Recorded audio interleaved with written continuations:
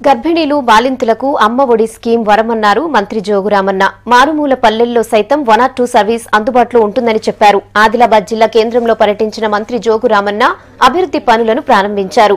రోడ్లు, డ్రైనేజ్ల నిర్మాణానికి నిధులు కేటాయిస్తామని చెప్పారు.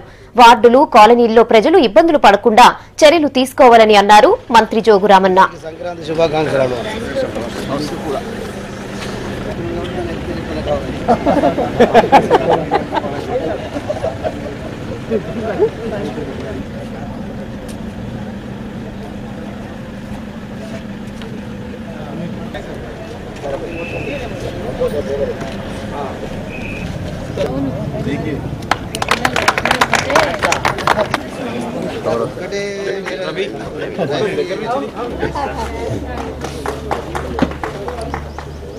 ఓకే